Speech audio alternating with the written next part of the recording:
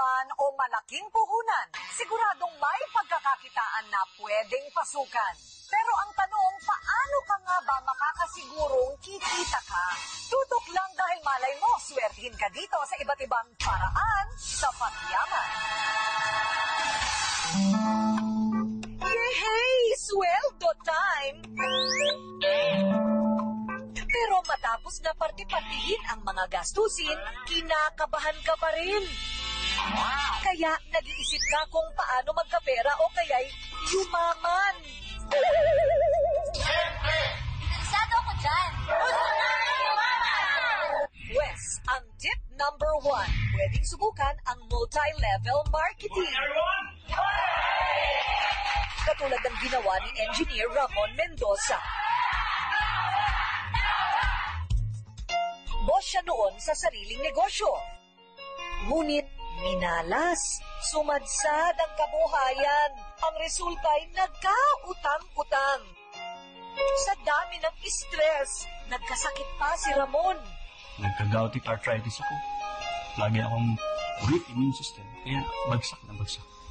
Nangako ko sa sarili ko na gagawa ko ng paraan na maiahon ko sila. Hanggang sa nakakita siya ng negosyong hindi kailangan ng malaking puhunan. Wala akong ibang choice kundi maghanap ng negosyo na pinakamalit lang ang kapital. Wala na nga akong pera. Negative na nga ako.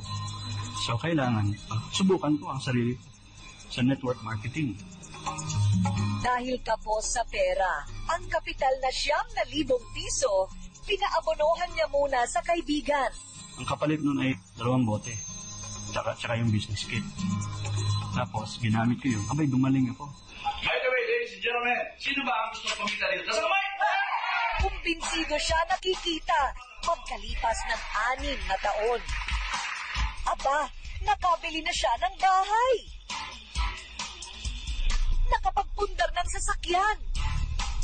Nakakapagliwaliw na sa abroad ang kanyang buong pamilya. May payo rin ng ekspertong entrepreneur na si Carl Balita tungkol sa gustong mag-join sa network marketing. Kailangan palakihin mo ang kayang abutin ng network mo at kailangan sigurado ka at naniniwala ka sa produkto na binibenta mo. Ginagamit mo to, pinaniniwalaan mo siya, kaya mo siya binibenta. At siyempre, pangatlo, ikaw ba mismo bibili ng produkto kung iba ang nagbebenta sa'yo?